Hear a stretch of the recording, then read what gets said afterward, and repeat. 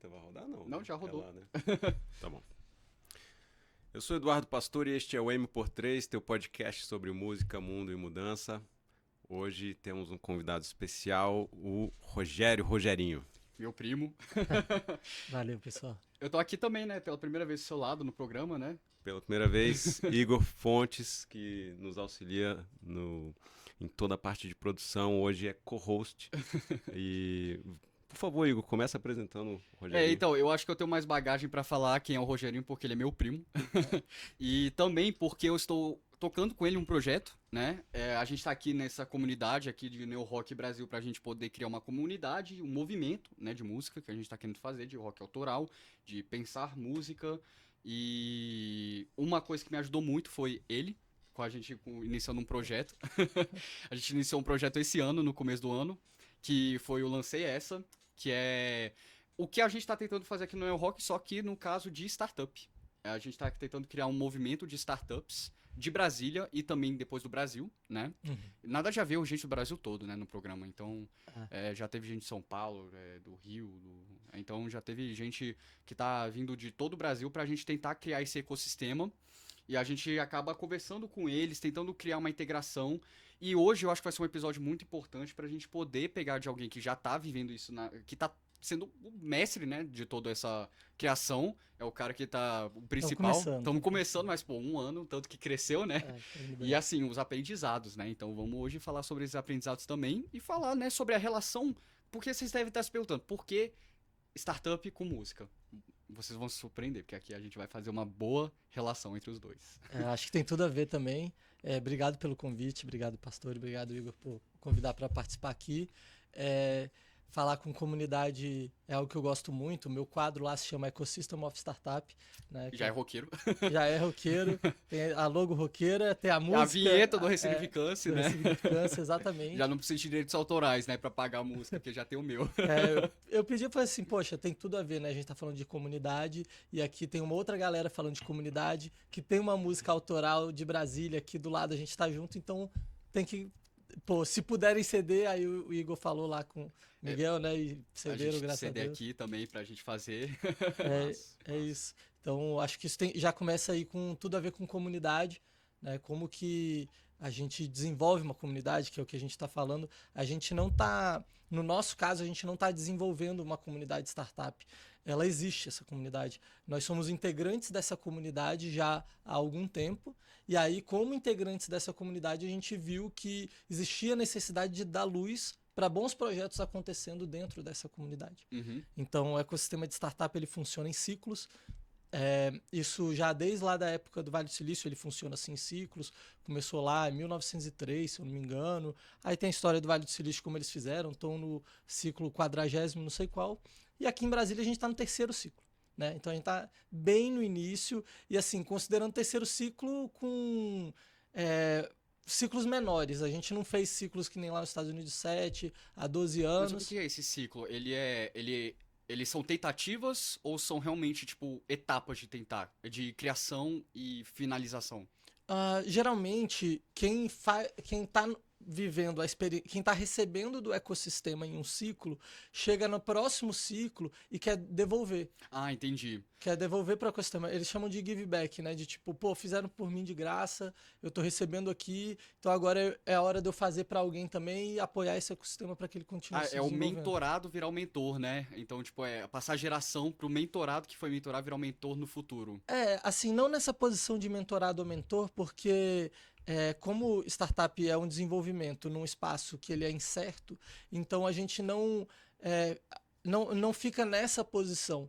Né? É uma posição mais de apoio de descoberta, porque também as tecnologias e o desenvolvimento de empresa, eles acontecem em ciclos.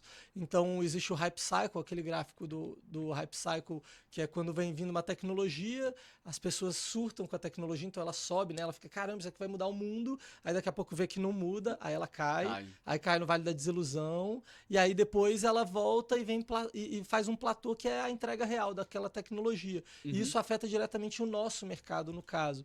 Então, isso também influencia no desenvolvimento desses ciclos. Então, agora é fácil a gente ver qual é o ciclo que a gente está. A gente está no ciclo de IA. né? Então Tá, hoje tudo fala IA. Mas antes era SaaS, aí antes Foi antes até era o metaverso, uma época, né? metaverso, data-driven, já foi marketplace, sabe? Tudo isso que a gente escuta, que sai bastante, são ciclos de tecnologia que estão chegando. Não, é impressionante mesmo o que você está falando, porque eu lembro quando, por exemplo, assim, eu sou novo, tenho 21 anos, e eu lembro de alguns processos que eu tive, assim, durante a que veio esse boom, né, que a gente fica chocado.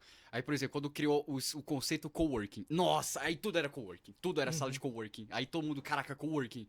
Aí, hoje em dia, não tem mais essa hype, mas a gente vê que faz parte do nosso dia a dia agora o coworking. É isso, é o Rap Cycle, né? Ele O estabilizou. Rap Cycle. Porque antigamente, nossa, era tudo que era propaganda. Vem aqui no escritório, mega escritório megalomaníaco de coworking. Agora, hoje em dia, qualquer escritório que tu vai, tu sabe que já é de coworking, mas você não precisa, tipo, falar que é, né? Então, tipo, é interessante, né, ver esse ciclo mesmo. Mas, assim, você considera que tem alguns que ficaram nessa hype e conseguiram estabilizar na hype mesmo? Não, nenhum. Nenhum ficou, Nenhum. né? Todos caem no Vale da Desilusão. Sempre cai, né? É porque, assim, você tem vários tipos de hype, positivos e negativos, né? Então, por exemplo, a IA, vai acabar com o mundo. Tipo, pô, como é que vai bater esse hype, né? Não vai bater esse hype. Exato. Mas, assim, pode ser que mude muito. Esse é um que pode ser que seja muito maior, que a gente tá vendo, assim. Como foi o computador, né? O smartphone. Smartphone. Mudou todo o conceito, né? Exatamente. Rogério, assim, a primeira reação que eu tenho quando você fala em ciclos, né, e que há uma cultura de que as empresas que passaram por um ciclo vão ajudar as subsequentes, que há uma comunidade, eu não consigo enxergar isso exatamente na música. Assim, aliás, eu acho que isso seria tirar leite de pedra de algum fenômeno que pode ocorrer em alguns determinados gêneros de música. E aí, enfim, jogar a letra logo, que é, você vem da startup, a gente ouve falar na internet que uma banda é uma empresa. Eu já vi N gurus de marketing de música digital falando essa ideia. E o que está por trás disso, né? É o velho sonho de se ganhar a vida com a música, né? Toda banda tem na sua gênese isso aí. É um sonho muito antigo e muito bem trabalhado por esses gurus. Eu tenho muita dificuldade de enxergar uma banda que está começando como uma empresa. Eu acho que isso é uma mentira infernal.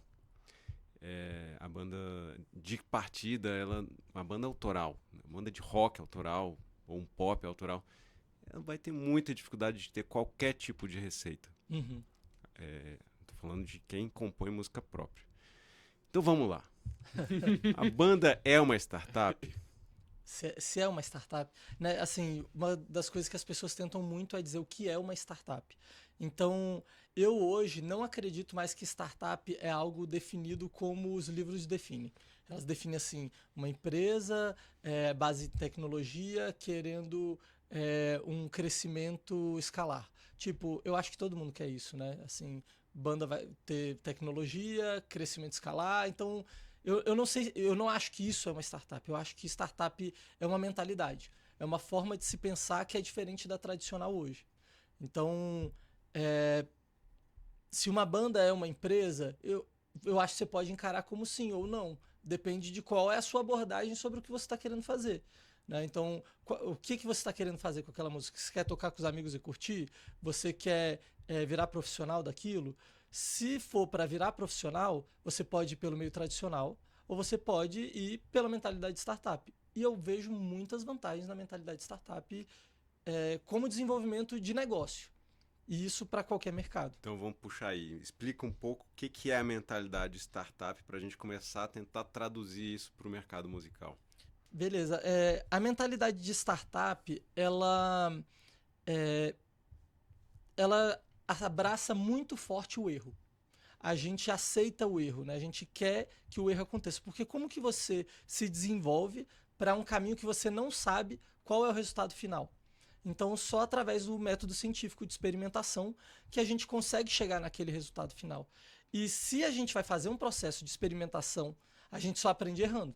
Então, se eu fizer um experimento e coletar um resultado, eu vou ter uma variável. Se eu fizer 10 experimentos, coletar 10 resultados, eu vou ter 10 variáveis. E aí eu vou começar a entender um pouco mais como que se comporta aquilo que eu estou mexendo. Então, a gente no começo a gente já tira culpa e julgamento, que essa parte é a mais difícil, porque ela mexe com a nossa personalidade, Na mexeu com a minha banda e personalidade. música é o que mais tem. Culpa e julgamento. Emoção, cara. Emoção Emoção é flor da pele. completa. Não, eles não aceitam errar nada, porque, tipo, se você, por exemplo, receber um hater de uma música, é um baque muito grande você receber um hate de uma música sua, que tu Então, compôs. mas o hate, o que que é o hate se não uma pessoa apaixonada que te odeia, né? Exato. Tipo, é uma pessoa que ela tem um sentimento por você. Então, É um puta de um desocupado, né? olha, mas que bom que ele existe, porque pior é aquele que nem faz nada. Que passa, Que assim. te Porque ignora, o cara, pô. ele realmente precisa Esse E cara não gosta eu, de você, Eu o vou que- jogar real aqui. Ah, Hate, os que eu vi, são todos homens, cara. Todos homens. Na internet, sem fazer nada. Só se for diva pop, que aí são mulheres. O hate em diva pop. Pode ser, É, mas eu, mas eu em falo, rock eu é falo homem. do meu métier.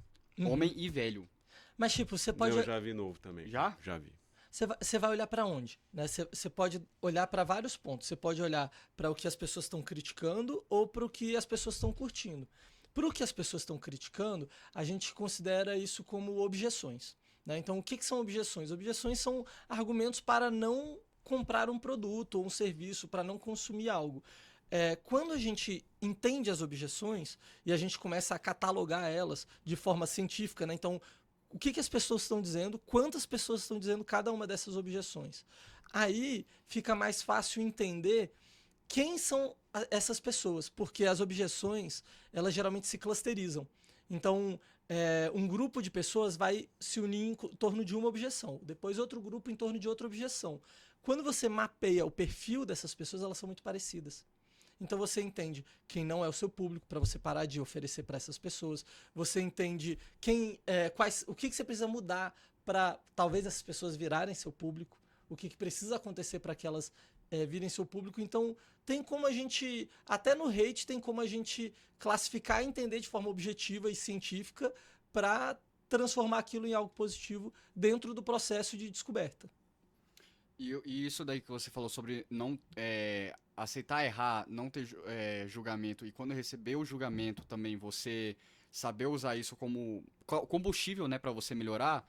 Eu gosto de pegar, eu já citei pra você da Giovanna Moraes, a cantora, é uma cantora de rock que começo desse ano eu fui ver o Instagram dela, tinha em torno de 20 mil, que já é um número bom pra quem tá no autoral aqui no Brasil. E cara, ela tem uma filosofia de se crescer que eu respeito muito. Ela mostra a persona dela. Ela é uma pessoa que ela gosta de mostrar uma pessoa muito esquisita, a persona dela. Uma pessoa maluca da cabeça, que Tipo faz coisa Lady muito... Gaga, assim. Isso, que vai coisa muito esquisita, sabe? Aham. E ela recebe muito hate por isso. Muito hate. Mas ela usa isso pra se dar combustível, porque o que mais você pode perceber são pessoas que dão um hate nela e falam, eu achava você muito esquisita, mas comecei a gostar de você. E, cara, hoje ela está com... Em outubro, ela no começo do ano, quando eu vi isso era em fevereiro, tinha 20 mil. Hoje ela está com 100 mil e ela vai tocar no Lollapalooza ano que vem. Que maneiro. Então, tipo, véi, isso aí foi... E eu acho que, tipo, não só ela, mas eu acho que existe uma certa frequência, se você ver desses artistas que vão crescendo mais, é justamente aceitar essa mentalidade de, tipo, eu não... se eu tiver um julgamento da minha música, eu usar isso como combustível pra mim. Uhum. Porque é que nem você falou, é uma pessoa que tá... É um fã seu, só que tá prestando atenção na sua música, né? Ele quer saber, né?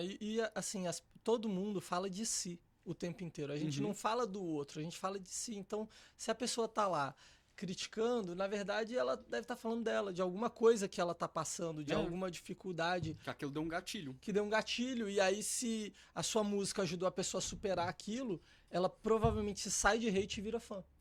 E aí ela começa a ser seu promotor, né? Ela começa a querer falar para as pessoas, mas você não tá entendendo a letra, ou você não viu. E as pessoas gostam de contar novidade. Então, quando a pessoa ela passa por esse processo, é porque ninguém em torno dela conseguiu contar aquilo para ela da forma como talvez a música tenha tocado. E aí, você tocar isso nela vai fazer que ela fale assim, cara, olha aí, galera, as pessoas em volta dela, e aí ela para de ser uma detratora, que é o que a gente chama numa métrica de NPS de experiência do usuário, para ser uma promotora, né? Então, a gente olhar para os detratores, trazendo eles para serem promotores, isso também inverte, né, a curva. Eu lembro de uma banda que a gente até trocou ideia sobre ela, que é uma banda que super famosa, que é a Sex Pistols, né? Que eles não sabem tocar, não sabiam tocar nada, mas eles fizeram um movimento e as pessoas gostaram. Mas gostaram como assim? Cuspiram na cara deles no palco, sabe? Jogaram coisas, eles saíram na porrada no meio do show deles. Mas, e aquilo, de repente, trouxe um lado que as pessoas queriam, elas estavam buscando. Da bagunça. Assim, de um movimento, né? De um período da época que não tava bom. Como que uma banda que não sabe tocar vira Sex Pistols? Cara, Sex Pistols é uma baita jogada de marketing. Das maiores da história da moda. Talvez cara, um movimento legítimo, assim, que aconteceu lá, e aí por isso ele foi tão representativo, né? Cara, você falou de experimentos, você acabou falando também de, acho que, afunilamento de um certo público-alvo. Eu achei interessante a parte do experimento, porque uma banda que está se descobrindo, né, ela tem que experimentar o tempo todo, né? Uhum. Então, tem que experimentar desde da parte da composição, né? O que eu vou compor e como vou compor. Dentro de cada gênero você vai ter N experimentações possíveis. E também, assim, aí ela começa a entender o que atrai mais gente, né? Uhum. E isso pode, talvez, desviá-la daquele centro inicial. Vou jogar um exemplo muito claro, assim. Eles começaram com um propósito de tocar um rock autoral e foram vendo que a única coisa que dá dinheiro assim é tocar cover, né? Na rua, no bar, né? Em outros lugares. Ou quando as bandas conseguem atingir um outro nível, começa a tocar em festa, casamento, etc. Uhum. São bandas já profissionais. Perfeito, há mercado para isso, o mercado paga. Uhum. E aí, beleza. Nesse ciclo todo, assim, como é que você entende essa ideia da startup que começa a se desviar para lá, para ter que se adequar ao mercado, para viver financeiramente de alguma forma, ou aquela outra startup, não, que eu quero permanecer aqui, nesse trilho aqui, até quando eu aguentar. Boa. Isso parece o dilema do startupeiro. Isso que você falou é o dilema do startupeiro, né? Para onde que a gente vai quando a gente aprende as variáveis, né? Do que a gente recebe do mercado. Quando a gente vai mudar de direção, então eu estou construindo algo para um caminho. E aí eu vejo, não é esse caminho que a gente quer seguir mais. A gente vai para um outro, a gente chama de pivotar. Então a gente pivota a gente faz pivôs o tempo inteiro. E o pivô ele é importante para esse processo de experimentação, mas o pivô também te tira do rumo que você está indo, você acaba indo para um outro lado. Então é uma virada de volante assim que você tem que tomar muito cuidado, mas que ela pode te levar para a direção certa, né?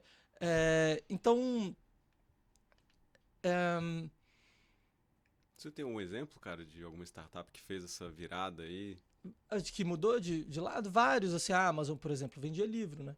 E aí, agora, eles são esse hub de tudo. Eles são mais uma empresa de logística, de marketplace, né? Mas não desviando do propósito delas. Então, eu acho que é muito importante, quando a gente está começando, a gente entender qual que é o nosso propósito, por que a gente está fazendo aquilo.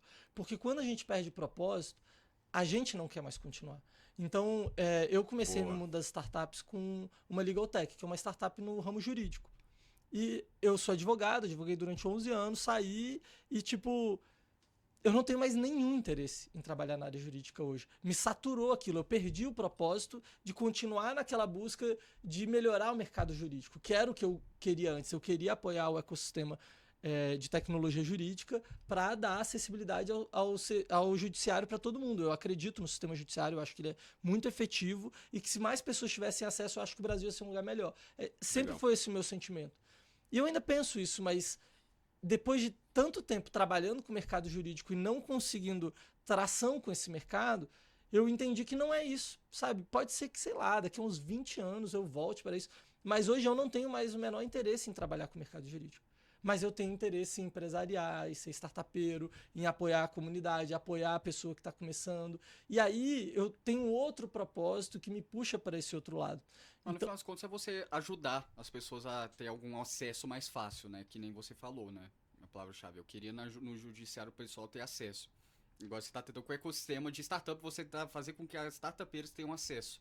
Então o propósito ainda parecido, né? Muda, né, o propósito. Um é do jurídico, o outro é do ecossistema de startup. E pode ser que daqui a 6 meses eu tenha outro propósito. Eu não vou ficar preso ao mesmo propósito. Eu penso assim um pouco como se fosse o Cazuza lá, que tocava rock, aí de repente ele quer samba, e aí daqui a pouco MPB, e o pessoal assim, calma aí, a gente é rock, eu sou música, né? Eu não sou essa caixa que vocês estão me colocando. E eu acho que a vida ela é assim. O Mark Zuckerberg, que é um cara que eu tenho muito preconceito, mas ele fala uma frase que é boa, que no mundo de constante mudança, é algo assim, um mundo de constante mudança, ficar parado é a certeza para o fracasso. Né? Você tá no mesmo lugar é a certeza para o fracasso. A gente não tá vivo para fazer o mesmo, para estar naquela posição de comodismo, de construir algo e falar, pronto, agora eu terminei, vou ficar aqui no conforto. Eu tenho muito medo do conforto. Eu acho que a gente está aqui para se desafiar para o movimento. A vida é movimento e ecossistema é movimento. Né? Tem um vídeo que eu acho muito bom de como começar um movimento, virou até um TED Talk. Vocês já devem ter visto esse vídeo, que é um festival assim numa ladeira. E aí, nesse festival. Esse é famosão, cara. Famosão, né? Que aí tem um cara. Ele tá muito doido ali naquele vídeo. Bom, a primeira coisa é estar numa rave, né? Ele tá numa rave, muito doido. Fazendo dançando, não sei o que, né? Dançando então sozinho. Começou... Tomando. Sozinho. E aí todo mundo rindo. E a pessoa filma, não é porque Dá tá choque. massa. É porque tá ridículo. É por isso que a pessoa tá filmando. Porque tá ridículo. Porque não tá legal aquele movimento. Não tá maneiro. Tipo assim, não tá no normal, no padrão daquele grupo. E aí daqui a pouco vem um segundo e começa a sacanear ele. Ele não tá ali pra dançar junto, ele tá ali pra sacanear ele. E aí de repente vem um terceiro pra sacanear ele. E daqui a pouco aquilo começa a se transformar em um movimento. E aí toda festa aí vira um mar de gente dançando, né, nesse vídeo. Muito louco isso aí. E pra mim esse vídeo é perfeito, como começar um movimento. Precisa de um maluco. Cara, eu achei muito legal você ter falado, né, dessa tua... Um olhar mais jovem, inocente ainda, né, sobre o ambiente jurídico, que você queria transformar o judiciário. Eu também acredito muito no judiciário, mas a gente precisa melhorar muito o acesso, né? E muito legal isso de você falar de você estar em transição, porque assim, se tu quer ganhar dinheiro no Brasil, né, vai ser advogado, né? E aí você, né, você foi pro outro lado. Caminho fácil. E cara, assim, na música, cara, pra gente achar um picareta, basta chacoalhar a moita que vai cair 5 ali. Especialmente na internet, cara. Tem um monte de picareta querendo vender um monte de coisa. Vendendo esse sonho, essa pílula dourada, né? E cara... A fórmula secreta. A fórmula secreta de você fazer sucesso e comprar plays e bots. Cara, eu já comprei todos. Só experimentando. Eu também fiz, foi o maior vacilo que teve. Há um certo... Há um erro e aprendizado, né? Mas, cara, hoje eu acho que eu consigo identificar alguns picaretas. Contrasta um pouco, porque eu falei da tua ética e quero contrapor com a... Assim, não é isso generalizado na música. A música tem muita gente massa e eu só tô aqui por causa disso. O Igor é um deles. A galera que quer acreditar, quer construir uma comunidade. Mas me fala também sobre essa ética ou antiética na startup, cara. No ecossistema de startup. O ecossistema, né, que você gosta de falar. Tem um ecossistema. Assim, sobre pessoas picaretas, eu acho que em qualquer lugar tem gente boa e gente ruim. Né? Tipo, se você quiser advogado bom e advogado ruim, picareta, vai ter em qualquer lugar. Músico bom, policial, qualquer profissão, você vai ter gente boa e gente ruim. Né? Então, e as pessoas ruins, elas não vão embora. Elas vão ficar ali... Elas são pragas. Elas vão ficar ali naquele lugar, né? Como é que a gente vai fazer? Então, para um ecossistema, ele ser frugal, para que ele floresça para todo mundo, né? E por que usando essas palavras? E aí é o que a gente pensou lá para Lancei Essa foi... É como se o nosso jardim, o nosso ecossistema é um jardim. Só que ele tá um mato alto. Ele tá assim, largado, abandonado, tá, tipo, você não consegue fazer nada ali, ninguém explora nada daquele lugar, ele não tá bonito. E não tá exatamente por causa desse comportamento. Tem gente que vem pro ecossistema que vem pra somar. Tem gente que vem pra dividir. E aí a pessoa que vem pra dividir, ela vai ter que dividir também a dificuldade do ecossistema, né? O ecossistema ele só vai ser forte se as pessoas compartilharem risco. Se o ecossistema não compartilhar risco, ele não é um ecossistema. ele é uma disputa ainda. Então, como fazer para o ecossistema compartilhar risco para a gente poder fazer ele ficar o melhor possível, para o jardim ficar o mais bonito possível. Vai ter gente que não vai fazer nada, vai ter gente que só vai se aproveitar, vai ter gente que vai atrapalhar, vai cortar a flor, vai arrancar o pé ali, não vai deixar ficar bonito. E aí essa é a disputa das pessoas boas do ecossistema, que elas vão se unir para poder ser melhor do que para essas pessoas. E eu acho que talvez a melhor forma de você vencer não é convencer, é você trazer essa pessoa para perto.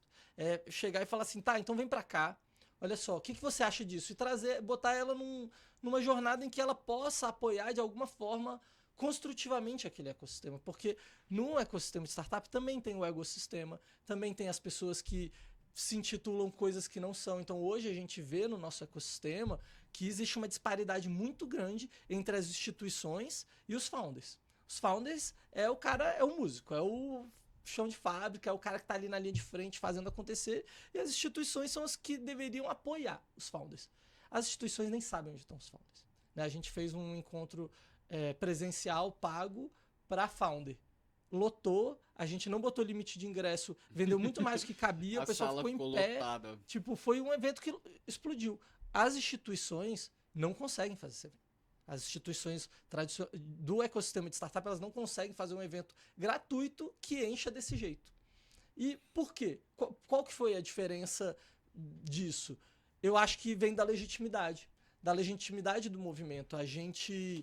Nós 6 lá da Lances somos 6 sócios. Nós 6 somos founders. A gente vem do ecossistema de startup e a gente veio de um outro ciclo que foi muito legal, que foi o ciclo da Cotidiano. A Cotidiano é uma aceleradora de startup aqui de Brasília, mas que eles fizeram um marco aqui em Brasília. O que eles fizeram? Eles foram lá para a 500, que é eu acho que é a segunda maior aceleradora de startup do mundo. Aprenderam, falaram como é que faz para a gente apoiar o ecossistema e para ele se desenvolver. Entenderam como que funcionava, né, o mercado de venture capital, que é uma coisa bem de investimento de startup, porque precisa ter dinheiro apoiando, e trouxeram isso para cá. E aí eles pegaram, se não me engano, 7 milhões, 8 milhões, alguma coisa assim, e investiram em 69 startups. Eles não estavam preocupados quais iam dar certo, quais iam dar errado. É claro que eles tinham as métricas, o que eles estavam buscando que essas startups não foi só entregue o negócio, né? Não é só dinheiro.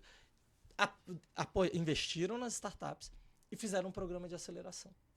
Nesse momento que eles fizeram isso, eles, além disso, convidaram as startups para ficar num espaço coletivo, que era um andar no prédio do Edifício Vitória, que fica ali embaixo do prédio da Caixa, aquele redondo. Tem um prédio assim, que ele é grandão, comprido, um andar inteiro. Aquele andar inteiro que era utilizado? Tipo um prédio desse Brasília, assim, normal, um andar inteiro, eles quebraram todas as paredes e botaram lá 20 e tantas startups juntas. Foi um ambiente criativo, de desenvolvimento. Chegava com o investidor lá, ele ficava doido. Ele falava, pô, com certeza aqui alguma coisa boa vai sair.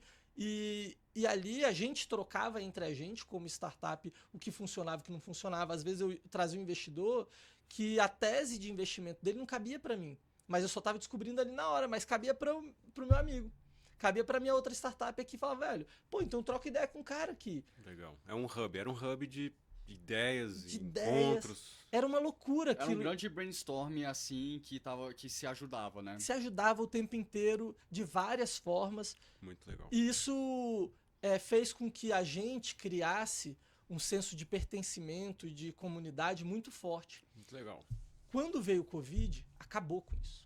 Acabou. E aí não tem mais. Acabou assim, o governo falou, não pode ir para lá, né? A gente lembra. E foi aquela época que todo mundo passou fome, o negócio, né? Eu vi várias startups perder negócio e as coisas pararam de funcionar.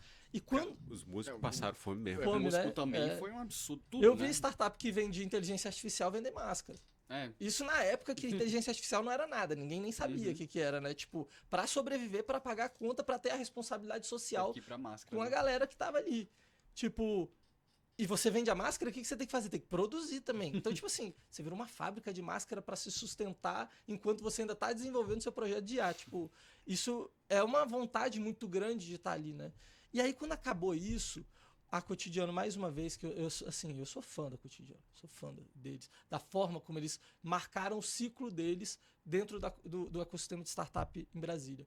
Eles, depois disso, falaram assim, ó, contrato bom aqui hoje está com corporações tradicionais. Então fecharam com grandes empresas, e essas grandes empresas estavam precisando mudar a mentalidade e contrataram a gente para explicar a mentalidade dentro dessas grandes empresas. Então a gente começou a ter algum salário ali, alguma coisa para a gente também poder viver, né? Sem vender máscara, né? Ganhar pão que não é máscara, que é uma coisa que vocês não querem. E dentro da nossa jornada, dentro do que a gente estava querendo fazer, que é mexer com tecnologia.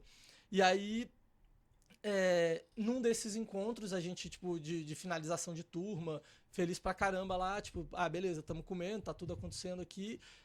Falou, velho, pô, e aí, quando é que vai voltar o ecossistema? Quando é que vai voltar? Vamos Quando continuar é que vai o que voltar? começou, Quando é que vai voltar? E acabou que... Cara, ficou estagnado, né? Não, a gente voltou. A gente voltou, ficou estagnado e agora a gente com o CS voltando. Isso aí, Igor, eu acho que vem no começo da conversa, que é a parte de comunidade, formação de comunidade. E porque a comunidade ela precisa nascer com uma cultura, né? Atualmente eu acho que a gente não tem uma... Tem alguns círculos, né? Tá estabelecido. Esses círculos já se alimentam, já se retroalimentam. Tem aqueles grupos do WhatsApp. Os grupos e tal. Se dão suporte. Mas ainda está muito longe desse tipo de experimento aí. Porque não há uma sensação de que a coisa está crescendo e está se expandindo. Porque não tem convivência também. Não tem... ainda eu acho que é uma lógica de... Como você falou, dividir. É jogo de soma zero, né? Os recursos limitados, eu que vou pegar o meu. Você tem aqui e ali, né, grupos ou pessoas tentando fazer pulsões, né, para tentar mudar. Eu acho que tá na gênese da pergunta do Igor. E aí, cara, vem essa questão de como mudar uma cultura, porque eu acho que essa falta de comunidade ou uma comunidade desorganizada, não há uma cultura de organização. Como você falou, vamos atrair quem quer ajudar a organizar, né? E eu me lembro, assim, cara, tem aquela teoria da janela quebrada, né? Que eles vão tacando pedra num carro que está estacionado e aquilo lá vai ficando mais depredado ainda, né? E em contraponto, eu me lembro, eu fui estagiário lá na Ambev. Eu me lembro, tinha uma diretora nacional, eu era estagiário dela, e ela falava sempre do caso do metrô de São Paulo, como foi feita aquela mudança. Hoje, né, a maior parte do metrô é bonita, tem segurança. E foi um passar de tempo até as pessoas aprenderem. Não pode, quem vai ser multado se jogar papel aqui. Ou, meu irmão, pichou aqui, vai dar problema. Né? E foi um processo de mudar de cultura. Você imagina... o público do metrô de São Paulo, cara. Mudar a cultura. E aí, o que acontece? A mesma pessoa que estava acostumada, sei lá, a tacar um papel de bala no metrô, ali ela começou a ficar constrangida, né? E talvez até segurasse a bala para tacar na calçada, mas ali ela não tacava. Então, hoje, o que essa diretora falava, né, cara? Ela falava assim, cara, ali, naquele bolsão, naquele espaço, existe uma cultura prevalente. E essa cultura prevalente é uma cultura de organização. Que esse metrô aqui vai funcionar. E, cara, eu achava, assim, muito legal. Então, você tocou nesse ponto, cara, e a gente está falando sobre construção de comunidade. Então, como construir uma comunidade que tem uma cultura produtiva, respeitosa, mas cooperativa. Esse é o ponto. Cooperativa, né? Pô, eu não garanto trazer todas as respostas aqui, tá? Porque realmente as perguntas são complexas. Não sei se tem uma resposta única, mas como construir uma cultura? Cadência, eu acho que é a principal palavra, né? A gente primeiro tem que ter princípio, né? A gente tem que saber para quem que a gente está fazendo isso. Então, pra gente lá, a gente é muito claro que nós somos pró-founder. Assim, se uma instituição está recebendo uma verba do governo que ela está ficando com a maior parte da verba e quase nada está indo para o startupeiro, a gente é contra a instituição. A gente não é, tipo, isento. A gente fala, não, você está errado, vem nos eventos, vamos trocar ideia, vamos falar, mas a gente acha que você está errado, a gente se posiciona que você está errado. Porque a gente tem um lado, né? Não é o espaço do isentão ali, boa praça, todo mundo, não. eu vejo como, por exemplo, se eu fosse na sua casa, eu ia chegar lá, eu ia tocar a campainha, você abrir a porta, ia me convidar para entrar, aí você falar, pô, senta aí, aceita uma água, pegar água. Eu não ia chegar, abrir a porta, tirar o sapato e botar o pé no sofá, sabe? Tipo, isso não é respeitoso com o lugar que eu estou chegando. Então eu acho que uma comunidade, a gente tem que entender aonde a gente está chegando. Quem que já está lá antes, né? E o que essas pessoas estão fazendo. Então, para eu poder me integrar com o ecossistema de startup, eu abri esse quadro que é o Ecosystem of Startup, que é para poder falar com o ecossistema. Depois que a gente começou o podcast, eu vinha dos founders, né? Então, pro-founder, vindo dos founders, então me senti sempre muito legítimo da causa, porque eu vim de lá e os nossos sócios todos também vêm de lá. Mas tem uma galera que está fazendo. Quem que é essa galera que eu ainda não conheço? Então, fui conversando com cada um e fui vendo que já existiam pessoas fazendo. Talvez não da forma que a gente acredite que seja a melhor forma, mas que eles pelo menos trouxeram até aqui. Então, eu acho que o desafio hoje é como integrar essas pessoas para que fique bom para todo mundo. Porque se ficar bom para todo mundo, vai deslanchar. Agora, se ficar ruim para alguém, aquela pessoa vai achar ruim. E aí, se for para ficar ruim para alguém, no nosso caso é para quem não é pro-founder. Essa pessoa eu quero, para ela que fique ruim. Agora, para os outros, vamos se apoiar e vamos dar isso como exemplo. Então, por exemplo, uma startup me procurou ontem falando assim, a gente tem uma apresentação aqui no Biotic, que é o Parque Tecnológico aqui de Brasília, dia 30 desse mês. A gente só pode ficar aqui até hoje e a gente precisa ficar aqui mais um mês. Eu preciso de alguma sala de 15 metros quadrados. Beleza. Mandei em vários grupos, começamos a ver. E agora o pessoal tá assim, galera, como é que a gente acha um espaço para eles ficarem 30 dias lá? É uma coisa muito simples, é pouco, mas é o apoio ao founder. Né, o cara que está precisando porque vai ter uma apresentação e ele tem que estar ali num espaço. Ele não está pedindo para ficar de graça, mamando na teta. Não é isso. Ele está precisando de um suporte. Ele está precisando mínimo. de um suporte. Quando a gente foi começar a Lancei Essa, a gente não tinha estúdio. A gente gravou 3 episódios. A gente gravou aqui quando o estúdio não estava reformado. A gente gravou aqui sem dinheiro, né? 3 episódios e começamos a mostrar, ó, a gente tá querendo fazer isso. E aí veio o Kaká, que é um apoiador do ecossistema de startup, que, pô, gosto muito dele, e ele falou, vamos marcar uma reunião, chega aí. Fui lá, era em um estúdio a reunião, eu não sabia que era uma reunião. Falou, tem que acontecer, o que vocês precisam? Tipo, eu tenho que me unir com essa pessoa. Eu tenho que me unir com as pessoas que querem fazer o movimento acontecer. E às vezes é aquela coisa da vida, né? Às vezes a gente dá, às vezes a gente recebe, a gente não sabe quando que isso vai estar acontecendo, mas a gente está sempre preocupado a fazer isso acontecer. E isso acho que ajuda o movimento a acontecer, ajuda a cultura a acontecer, né? A mentalidade do ganha-ganha, de tipo, eu só vou fazer um negócio contigo se for bom para nós dois. Porque se for bom só para mim, a gente vai fazer uma vez e a gente vai ter um problema, porque você não vai ficar feliz comigo. Agora, se a gente fizer e for bom pros dois, na hora que chegar a próxima, bora, você vai falar, agora, né? Porque fechou, agora a gente tá junto. Sim. Então, o que você tá falando é interessante porque, assim, o que eu já fiquei falando de relatos, assim, de pessoas que já estão no ramo da música, né? Nesse mundo da música mais há um tempo, não é a primeira vez e nunca vai ser a última de pessoas tentando criar realmente essa comunidade. Mas o que eu fiquei sabendo, as maiorias das tentativas eram que as lideranças que estavam tentando fazer, elas tinham muito mais um interesse próprio delas do que coletivamente. E foi por isso que foi fadado ao fracasso. E aí o cara sai, né? Ele alcança um determinado degrau e depois... Ou ele alcança o degrau e ele sai, ou ele não atinge o degrau que ele queria atingir e sai. E aí morre. Porque aí o propósito está desalinhado. Porque aí quando o propósito está desalinhado, não vai funcionar. Tipo, esse cara vai cansar. Porque a jornada, ela não é simples. E se ela for, assim, se a gente pensar em o que eu vou ganhar nisso, a conta não fecha. Porque você vai se esforçar muito mais. A comunidade só funciona se todo mundo deixar mais do que levar. Se alguém levar mais do que está deixando, não vai fechar. E vão ter essas pessoas. Então, quem está deixando tem que deixar ainda mais. Tem que deixar mais até no ponto de, beleza, o que vai ficar para a próxima geração? Então, quando a gente começou a lançar essa, a gente pensou assim, beleza, o ciclo é de 7 a 10 anos? Tá bom. O que vai acontecer no final desse ciclo? Como que a gente vai entregar para o próximo? Não é como eu vou me perpetuar aqui eternamente, agora nós somos o dono do ecossistema de startup de Brasília. Putz, isso é uma pira Uma muito loucura. doida. É muito pior, é muito melhor não ser dono, é muito melhor a comunidade ser forte. E aí, quando a onda enche, todo mundo sobe. Né? Fica bom para todo mundo. É fazer coisas que não vão dar impacto para você, vão dar impacto para as próximas gerações que vão estar ali. É uma coisa que a gente critica também um pouco aqui dessa questão de quem atinge o degrau que cai fora.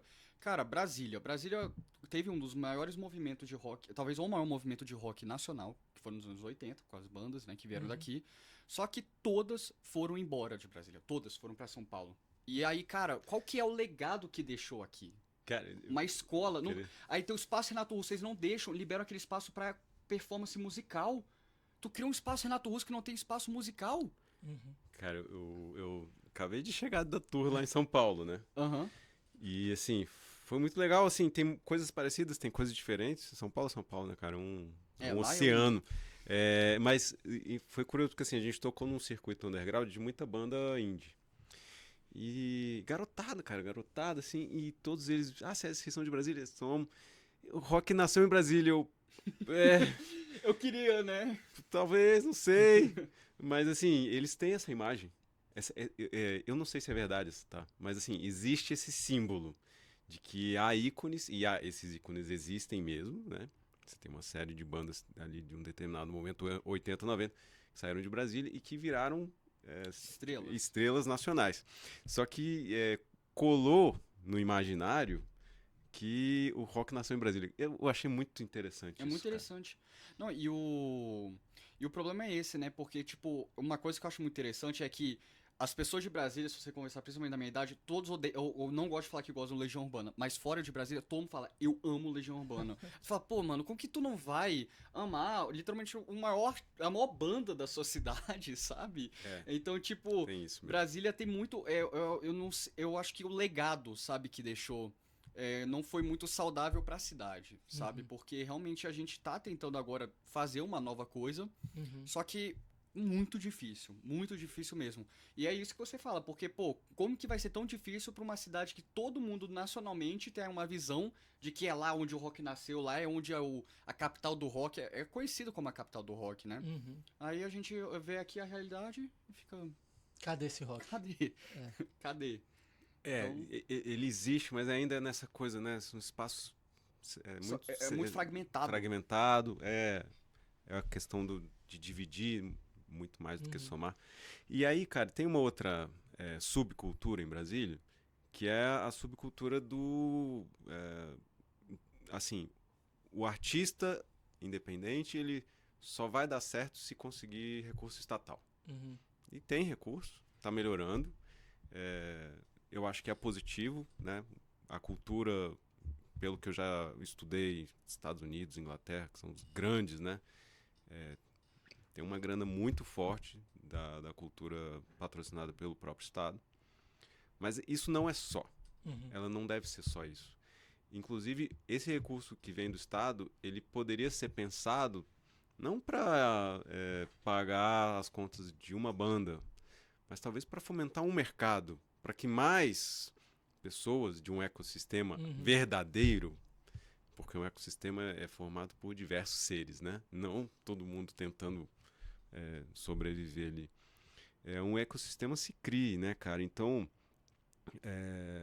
eu acho que falta, talvez, Rogério, para a galera da música entender que assim, a música não é só... Pode ser o hobby, pode ser, tudo bem. Mas existe quem tá afim de ficar... O profissional, né? Ou chegar em outro lugar, assim, né? Ver a tua música mais projetada na internet, mais pessoas conhecem a tua música, sei lá. E, cara, como é que tu vai ajudar a construir, né, esse ecossistema? A gente tem muito a aprender aí com o que vocês estão fazendo. Porque eu de startup, que nem você falou, pode ter gente que só fique na mentoria mesmo, ganha pão e não cria mais projetos. Mas, pô, o startup não aguenta só isso. A gente também está aprendendo a desenvolver o ecossistema, né? O que a gente tem feito é se colocado na posição de ser luz para bons projetos que estão acontecendo. Boas startups, bons startupeiros, boas instituições. Todo mundo que for positivo pro ecossistema, a gente quer dar luz para essas pessoas. Às vezes vai parecer uma pessoa que não é tão positiva ali, mas tipo assim, faz parte também do processo de aprendizado, quem a gente vai trazendo, a gente nem se preocupa tanto com isso. Eu acho que a realidade é a realidade, cada um vai tirar suas conclusões, vai cair no papo de alguns ou de outros, né? Mas aonde já está acontecendo? O que está acontecendo? Então vou dar luz para isso. Pô, esse projeto pode quebrar amanhã. Beleza, faz parte, o erro faz parte do processo. Um startupeiro, ele é mais valioso para o mercado depois que ele já quebrou. Se ele nunca quebrou, ele é menos valioso, porque ele vai quebrar. Se ele não quebrar, ele não está experimentando. Então ele não é startupeiro, ele é tradicional. E aí ele não vai passar por essa mentalidade de entender o processo da dor do crescimento, porque é uma dor de crescimento. Então é medido a experiência do startupeiro, quantas vezes ele errou, né? Que você quebrou de novo, beleza. Aí você tá valendo mais, porque agora você já sabe outras coisas. É claro que a gente tá falando de uma pessoa que tá se desenvolvendo, não uma pessoa que tá ali, eu sou certo do que eu sei e o que eu tô preso aqui, né? Uhum. Do que ele tá se desenvolvendo. Então, acho que dar luz para o que já existe é muito importante, entendendo que vão ter coisas boas e ruins, né? E o caminho do dinheiro, ele é fundamental. Às vezes, a gente tá olhando para a nossa banda, né? Aqui no caso, eu estou pensando como startup, eu estou olhando para minha startup, e eu quero ser o CEO da startup e eu quero que minha startup seja um unicórnio, né? Lá pra gente isso é forte. Para vocês ser famoso, pra gente é ser unicórnio. E tipo, quer valer mais de 1 bi. Então, meu sonho é... Ou então o IPO, quero estar na Bolsa de Valores. Quero ser CEO de uma startup que vai chegar na Bolsa de Valores. Beleza, quantas chegam? Quase nenhuma. E outra, imagina o inferno que é a vida dessa pessoa. Porque é um inferno você chegar até lá. Você já passou por 1000 coisas. Essa pessoa tem muitos méritos para poder chegar lá. E às vezes não é isso que Deus quer para você. Não é isso que a vida quer para você. Às vezes o caminho que a vida escolheu para você é que você seja uma outra coisa dentro do ecossistema que talvez ganhe mais dinheiro que esse cara. Talvez tenha mais sucesso que esse cara. Ou talvez não. Mas que, na verdade, isso não importa, porque, né, cada um tem a sua jornada e tem sua cruz, o caminho que está seguindo. Então, não entrar nesse espaço de comparação, né, e aí entra no ecossistema que o Igor falou. No ecossistema de startup a gente entrou, ele tá polarizado hoje, mas ele estava assim, sem se falar. Tava tipo, lado A e lado B, a gente não se fala, confusão. E aí a gente entrou, não, calma aí.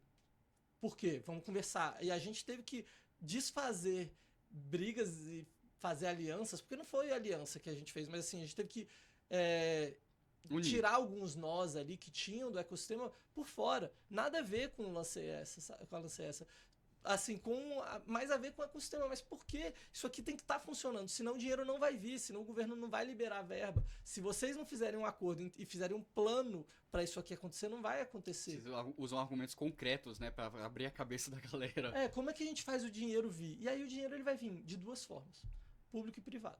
Vai vir dessas duas formas. O público, o governo tem formas públicas de botar dinheiro para a tecnologia e para o ecossistema de startup. Para a música, a mesma coisa, o governo tem. Quais são? Como que elas funcionam?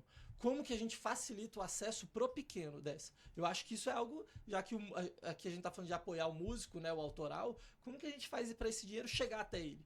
Como que a gente faz para apoiar? Então, lá no ecossistema de startup, era assim, saía uma verba, aí a instituição ficava com quase toda a verba, pagava para o mentor lá R$2.000 para 10 encontros, ou seja, sei lá, 2 meses e pouco de trabalho, então paga nada de conta, né? Dá vida mesmo, a pessoa para viver não vive com esse dinheiro, e o startupeiro não recebe nada.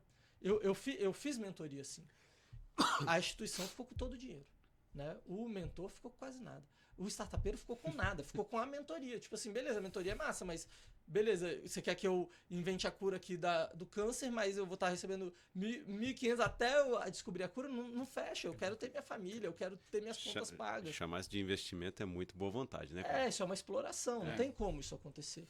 Então, aí teve um programa do Sebrae Nacional que eles me chamaram para ser mentor, e aí eu fui fazer lá, eu recebia muito mais, né? Então o valor que vinha para mim é muito maior. A startup recebia R$6.000, que era 2.000 para cada founder, eles consideravam que tinha que ter pelo menos 3, durante um período, se eu não me engano, 6 meses a 1 ano, e recebia mais R$60.000 para comprar algum material. Pronto, estamos falando agora para começar a fazer algum trabalho, porque querer que o pessoal trabalhe, tá, tira aí, faz aí do nada. Não O cara sai. não vai ter nem dinheiro pra comprar um computador, alguma O cara tecnologia. com fome não vai preocupar É. com isso, sabe? O cara que tá com um problema ali, aí ele vai editar o vídeo, uma dificuldade, o negócio não acontece. Então, tem que ter, sim, o apoio financeiro do governo. Então, como que a gente faz para ser mais exemplo igual esse do Sebrae Nacional, que fez o dinheiro chegar mais para o startupeiro do que para as instituições, que não é a regra que acontece hoje no ecossistema de startup, isso é algo que tem que mudar. E do privado, como que funciona?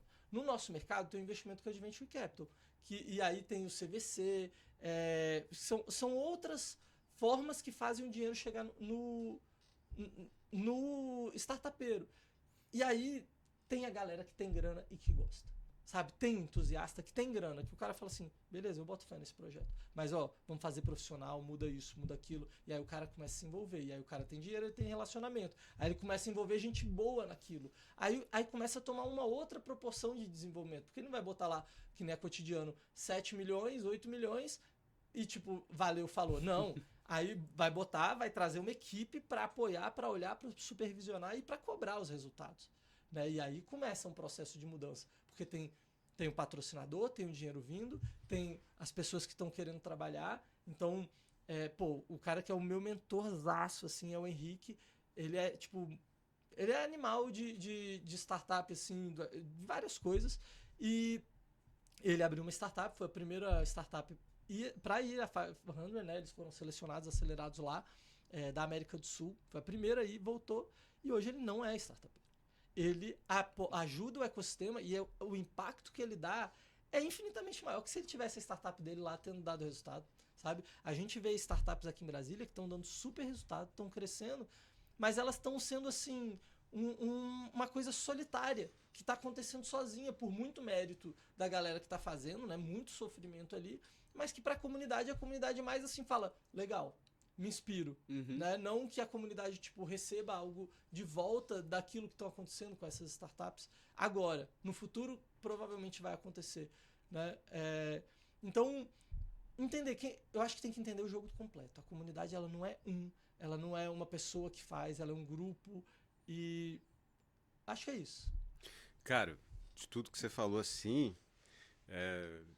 eu tiro pra mim já que a galera da música tinha que aprender a olhar esse fenômeno da startup, da cultura, para entender como pode rever as próprias relações, né, dentro dessa comunidade. Já joga a bola aí, o Igor querer fazer um festival, cara, de repente faz um encontrão. Conta das bandas. As bandas, bota aí a Porque galera tem o pra grupo do falar. WhatsApp, não é só grupo, velho. As bandas só ficam lá mandando as coisas dele individualmente, só que ninguém reage, ninguém Tipo fala assim, nada. você fala assim, eu tô lançando não sei o que, cara, tem 100 mil músicas no Spotify por dia, e tá todo mundo lá, faz um pré-save, não sei o que, cara, não é isso, cara. É isso, e eu não né? sou seu público, cara. O teu público tá aí. E como é que a gente vai aprender a construir uma relação? Porque também tem uma outra cultura, cara. As bandas e os gurus vendem isso, viu? Esses gurus aí, falsos profetas. Eu vou fazer um episódio só falando mal de guru contigo. Pode fazer.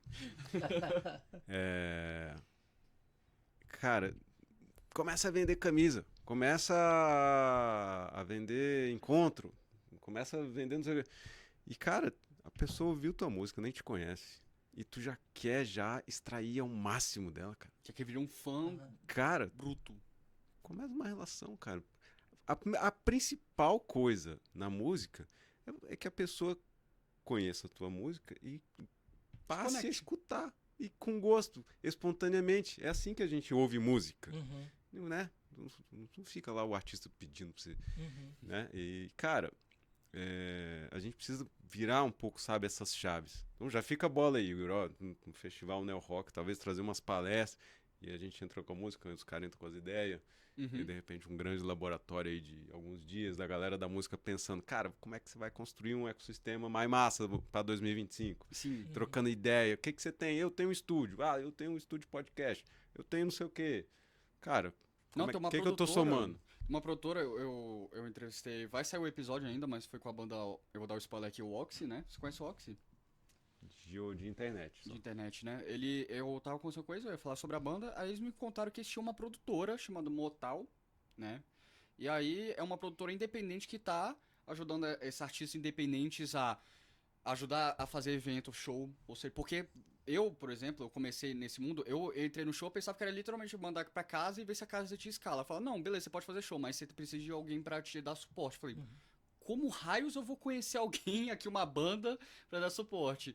Aí eu, com a curadoria que tava nos ajudando, recomendou o Pastore. E o Pastore foi a primeira pessoa que eu chamei pra gente tocar juntos, né, num show. E, cara, eu percebi que é uma gama, assim, muito... É um iceberg, né, o negócio, pra você, tipo... você pensar, não, fazer o show vai ser isso. Cara, é completamente diferente. Então, tipo, tem muito artista que vai começar, que nem eu comecei, não sabendo nada. Geralmente é daí que a gente começa. Né? É daí, tu é inserido no mundo e você tá cego, pelado, assim, não sabe o que fazer. E essa Motal, por exemplo, é uma produtora que vê bandas e elas dão o suporte de produzir a música delas, porque, ou seja, às vezes é caro, né, uma produção muito profissional, né?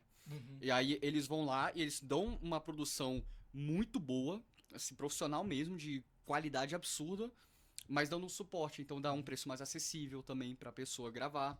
Grava videoclipes, eles criam eventos. Aí eu falei, cara, isso é o máximo. Então, tipo, aí eu perguntei, vocês têm um espaço? Eles falaram, não. Aí eu falei, interessante, então. Aí você começa a falar. Então imagina se eu começo a trazer, porque aqui que é legal, a gente tá conhecendo as pessoas, a gente tá conhecendo mais o que cada pessoa fragmentado individualmente tá fazendo, e como que a gente vai reunir essa galera pra tentar criar algo maior. Então é isso que você falou, criar talvez um evento pra gente trazer toda essa galera e se discutir. Como que vamos fazer esse movimento em 2025? Vamos fazer um festival, vamos... Todas as bandas vocês se dão estão falando suporte. pra mim, assim, da forma como eu tô tentando fazer o paralelo.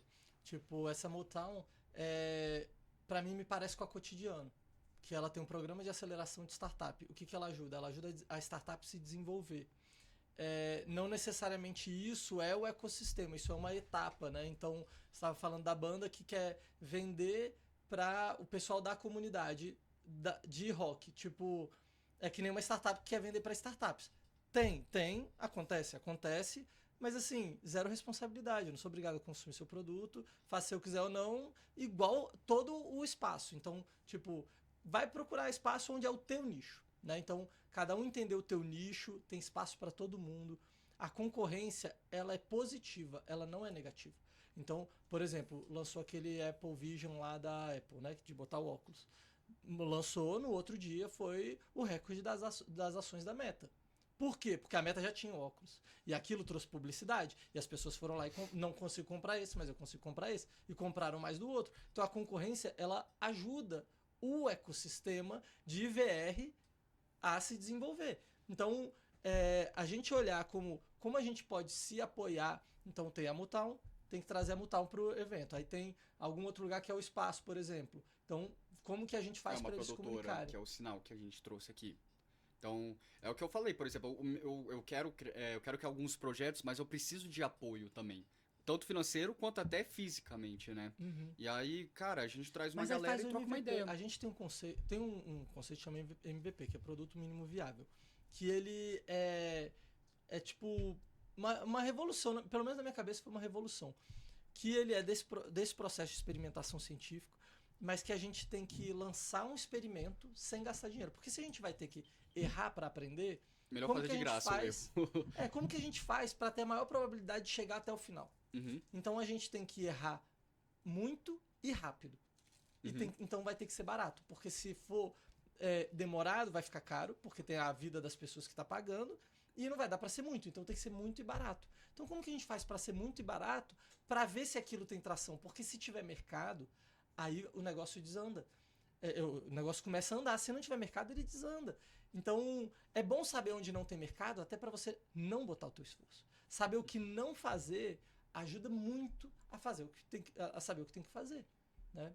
Então, acho que é isso, assim, entender. Como que vocês fazem um MVP disso? Como que vocês fazem uma coisa que dê 40 pessoas? Não precisa dar 1000, né? Precisa dar 40. Como é que eu faço um evento para ter 10 bandas? Será que um evento que a gente tivesse 10 bandas não é para tocar?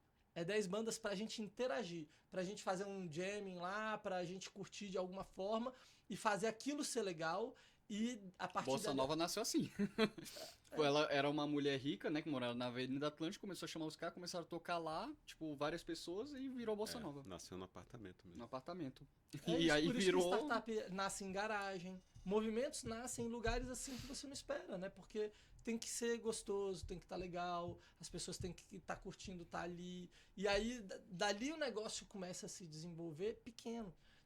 Então, quando a gente cresce, todo mundo quer escalar, né? O Steve Jobs tem uma frase famosa que é assim, demora-se muito tempo para construir um sucesso repentino. Então, velho, por quê? Porque a gente vai desenvolvendo, não é por acaso que dá o sucesso. É porque você entendeu várias variáveis e você foi arrumando, ajustando, até chegar naquele momento de sucesso repentino. Então, não é escalar. Escalar, escala tudo. Principalmente problema. Né? Então, se você falar, eu vou botar uma grana e o negócio vai escalar pra caramba. Vai. E todos os seus problemas com ele vão escalar. E aí, se sustenta? Se isso não sustentar, vai virar uma carta de baralho, aquele castelo de baralho, vai cair tudo. Então, como que faz para se sustentar? Né? Então, pequenos experimentos. Vamos errar barato e rápido. Vamos fazer, então, pelo menos 2 encontros por mês? Ou um encontro por semana? O que a gente precisa de desculpa para estar acontecendo? Como a gente faz para isso ser todo dia agora, já que está dando gente? E daqui a pouco, como que a gente faz para isso estar em outras regiões e a gente trazer acessibilidade? Como que a gente faz para ser mais inclusivo dentro desse grupo? E aí vai se desenvolvendo. A gente não está falando de escala, a gente está falando, né, de entregar valor pequeno. Pequenos valores. E aí, com o tempo, ir entendendo qual que é a identidade desse movimento. Uhum. Muito legal. Até falando dessa coisa do sucesso repentino, você falando de um ponto de vista de música, a banda que eu mais gosto de pensar nisso quando se fala essa frase é o Guns N' Roses, né? Porque no primeiro disco foi o Appetite for Destruction, que foi o disco de maior sucesso. E muita gente pensou e falou, nossa, de primeira eles acertaram. Mas eles sabem que o Axl Rose já teve muita banda antes, todos os integrantes já tiveram muitas bandas que erraram pra caralho. E aí se juntaram e usaram tudo que aprenderam e criaram aquele disco maravilhoso. Aí falam, não, foi um sucesso repentino de primeira. Eu falei, cara... A gente vê isso nas startups também, tipo, todo mundo iniciante, provavelmente vai dar errado. E aí, quando começa a formar um time forte, por que os times fortes ganham mais investimento? Porque a probabilidade de dar certo é maior mesmo. Uhum. Então, o cara, ele fica com apetite para te entregar um cheque maior. Porque ele fala assim, cara, ó, esse cara tem tantos anos de experiência, esse aqui tantos, esse tantos. Todo mundo já tem anos de experiência. E a conversa é diferente. Então, quando eu tô fazendo uma mentoria com o startupeiro que está começando, a gente vai trocar uma ideia, eu tenho que explicar para ele por que aquilo que ele está fazendo ele está se julgando, por que na verdade a gente não tem que entrar naquele tipo de debate, que aquilo não é construtivo, a gente tem que ir para um outro lado. Quando eu já estou com um grupo maduro, a gente está conversando sobre o problema e sobre como a gente vai resolver de uma forma objetiva e que todo mundo já está na mesma sintonia. Mas para chegar nisso demorou muito tempo. Né? Então esse alinhamento ele só acontece com o tempo e com o relacionamento. Uhum. Né? Eu acho que um problema hoje da sociedade, em geral, assim, é a gente não sei querer ser. Né? Tipo, eu quero ser o representante, eu quero ser o melhor de uma área, só que eu não sei nem fazer aquilo que eu tô querendo ser. Uhum. Não vai funcionar. Você primeiro tem que ser alguma coisa para depois ser reconhecido que você é. Uhum. Porque se você quer só fazer a sua fama que você é e você não é fraco. Né? Você vai falhar, vai ser tipo um balão, vai furar e vai acabar. Vai se frustrar. Muito. Vai se frustrar. Então, tem que passar por aquelas 10 mil horas, né, de esforço ali. Que Aquela pessoal... típica dos Beatles, né? Assim, Piloto de avião. Piloto de avião. Toda profissão, assim, pra você ser profissional, eles falam 10 mil horas, mas eu não tô falando de obrigatoriamente sim, isso, sim. e nem que isso faz o cara ser um bom profissional. Uhum. Mas que, assim, tem um chão que você tem que correr, né? Tipo, a gente começa numa empresa como? Estagiando. Aí depois a gente vira trainee. Aí depois eu comecei com vira webcams aqui. Aí depois vira pleno. A gente começa servindo água para alguém que faz alguma coisa. Quando eu comecei no meu estágio no direito, o que eu fazia? Eu pegava o processo do balcão e eu entregava para o carro digitalizar. Isso aí qualquer pessoa consegue fazer. Mas ali eu estava aprendendo aonde ficavam os tribunais, quem era a pessoa do balcão, como falar com um servidor público, né? E você vai entendendo coisas que, se você não for servir água para quem faz alguma coisa, porque eu não vou fazer o processo, mas tem alguém que vai fazer. Se você não fizer isso, você não entende todo o processo. Você está atravessando várias coisas que vão fazer falta lá na frente no que você tem que ser. Né? Então, eu acho que é isso. Não pensar em escala. Pensar em, estamos no começo, entendi que estamos no começo, show de bola, vamos aproveitar. que a gente pode fazer nesse começo? Qual é a vez do agora desse movimento? Uhum. É porque isso daí é um mal que muita gente fala, né, dos millennials, né, que muitos querem já começar no topo, né, que é isso que você falou. Uhum. Já querem achar que eles são os bambambãs e não querem passar pelo estágio de servir água, por exemplo. Que eles se acham muito superiores e, assim, quem é você pra falar pra eu servir água pra tu? E tu fala, mano... Não, foi até algo interessante no cinema, no mundo do cinema, aquela atriz Jodie Foster, que fez o Silêncio dos Inocentes, ganhou o Oscar. Sim, uma pessoa extremamente consolidada. Ela ficou horrorizada lá no... que ela foi fazer um filme chamado Niad, que é da mulher que nada, que Sei qual foi que é. indicado pro Oscar e tudo. E, cara, Jodie Foster, ela contou que, véi, ela estava horrorizada, porque ela era uma das pessoas mais experientes, né? Ela era a top, ela era literalmente a pessoa com o melhor cachê, ela era produtora, então, tipo, e figuramente a pessoa mais experiente. Ela falou que, tipo, véi, marcava um 7, 8 da manhã, ela, 7 da manhã tava lá. Ela falava que os millennials, que eram das outras equipes, chegavam 10, 11, porque falavam, não sou obrigado a chegar 8. Ela, porra, eu que sou a consolidada, eu que poderia falar isso, eu poderia ter sido um pé no saco, e vocês que estão invertendo isso, quem é tu? Sabe? Então isso que eu achei muito interessante da Jodie Foster falar. Ela falou que eu tô horrorizado com os millennials. Isso é cultura. É, Tem cultura. que, assim, tem que limitar. Falar, ó, então, beleza, valeu, não funciona, só funciona pra mim que chega no horário. Eu, assim, quando eu vou fazer consultoria, eu peço uma coisa pra pessoa, que é que ela execute. Se ela não executar, eu tô fora. Não importa o dinheiro que é a consultoria, porque não adianta eu fazer toda a minha parte e a pessoa não se mexer. As pessoas acham que elas contratam e vão ter tudo. Não é. A vida precisa de esforço. Precisa que você vá atrás e queira fazer aquilo. Se você não quiser, eu não quero. Tipo, você me pede pra eu te ajudar a resolver um problema. Aí eu começo a te ajudar. E você fala, tá, fica aí, eu vou fazer outra coisa. Eu não vou mais fazer. Porque, pô, eu tô gastando a minha vida pra te ajudar. E você tá cagando? Exato. Vai lá fazer o teu negócio, eu vou fazer o meu, sabe? Já falei com muita gente, assim, por exemplo, cara, beleza, eu sou um cara que tá tendo que aprender muita coisa.